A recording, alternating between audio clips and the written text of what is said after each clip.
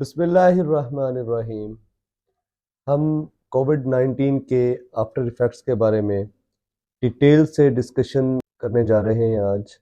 लेकिन इस डिस्कशन से पहले आप लोगों को ये बताना और आप लोगों से ये डिस्कस करना ज़रूरी है कि कोविड-19 के आफ्टर इफ़ेक्ट्स के ऊपर अभी रिसर्च कोई बहुत वैलिड नहीं हुई और इसके जो इफ़ेक्ट्स है उसके ऊपर अभी ऑनगोइंग रिसर्च जारी है। और ये जो वीडियो के अंदर हम आप लोगों से बात करेंगे, ये हमारी क्लिनिकल बेस्ड एविडेंस जो मेरा पर्सनल एक्सपीरियंस है उसके बारे में, उसके मुताबिक हम इसको लेके चलेंगे।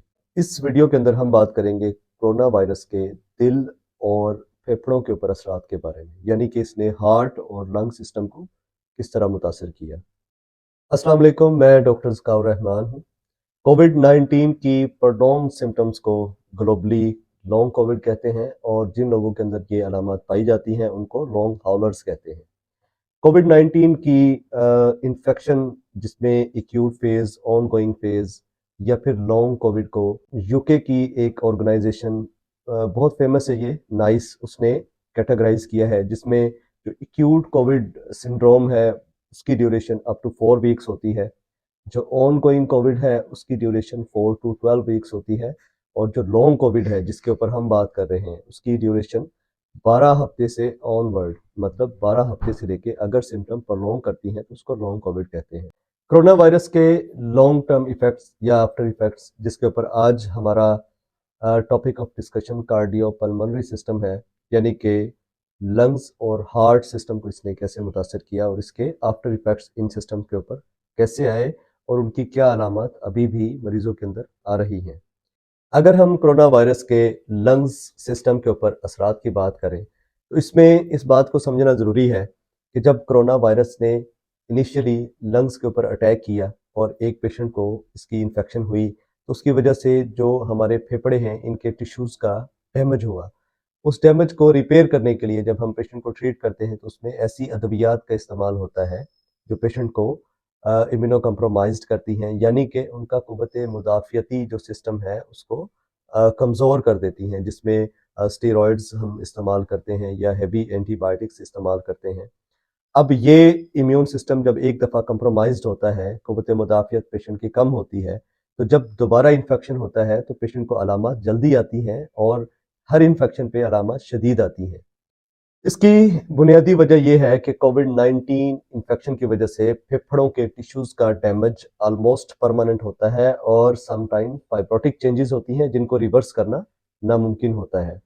अब जब फेफड़े ऑलरेडी कमज़ोर हैं, कंप्रोमाइज्ड हैं, तो ऐसे पेशेंट्स को इन्फेक्शंस जल्दी होते हैं और उनको ठीक करना उतना ही मुश्किल होता है। अब बात करते हैं कोरोना वायरस की वजह से आने वाले कार्डियक इश्यूज़ के बारे में। जर्मनी के अंदर एक रिसर्च हुई जिसमें ऐसे लोग जिनको 2 से 3 माह पहले कोरोना वायरस हुआ, उन लोगों के एमआरआईज़ किए गए। तो उन एमआरआईज़ की जो फाइंडिंग्स थी उसमें 78% लोगों के अंदर कार्डियक इश्यूज़ आए और इनके अंदर जो 60% पॉपुलेशन थी उनमें कार्डियक इन्फ्लेमेशन, यानी कि दिल के खुलियों की सोजिश आई। इस पे रिसर्च अभी जारी है और ये फैक्ट अभी एस्टेब्लिश नहीं हुआ कि ये कार्डियक इश्यूज़ की रेशो जो एकदम से बढ़ गई हुई है, ये वाकई कोरोना वायरस की वजह से है या इसके अंदर और भी फैक्टर्स शामिल हैं। क्योंकि जब हम एक 35 साल के नौजवान की जिसको रिसेंटली हार्ट अटैक हुआ उसकी हिस्ट्री लेते हैं तो उसमें जो बुनियादी रिस्क फैक्टर्स हैं जिसके अंदर स्मोकिंग, जंक फूड्स का इस्तेमाल, सेडेंटरी लाइफस्टाइल और इसके अलावा फैमिली हिस्ट्री हार्ट अटैक्स की, ये कुछ भी नहीं मिलता। पेशेंट बिल्कुल ठीक है, उसका कोई रिस्क फैक्टर नहीं है, फिर भी उसको हार्ट अटैक हुआ। इसमें बुनियादी तौर पे एज़ सच कोई रीज़न नहीं है, लेकिन हम इसको रिलेट कर सकते हैं कि कोविड-19 का इन्फेक्शन उसको हुआ था और उसके आफ्टर इफ़ेक्ट्स की तौर पे उसको हार्ट की कंडीशन भी हुई।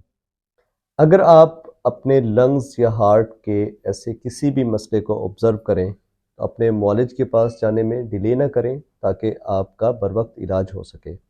कोरोना वायरस के हमारे दीगर सिस्टम्स के ऊपर इफ़ेक्ट के बारे में हम अपनी आने वाली अगली वीडियोस के अंदर डिटेल से बात करेंगे। अपना ख्याल रखें, अपने घर वालों का भी ख्याल रखें और मुझे इजाज़त दें। अल्लाह हाफ़िज़।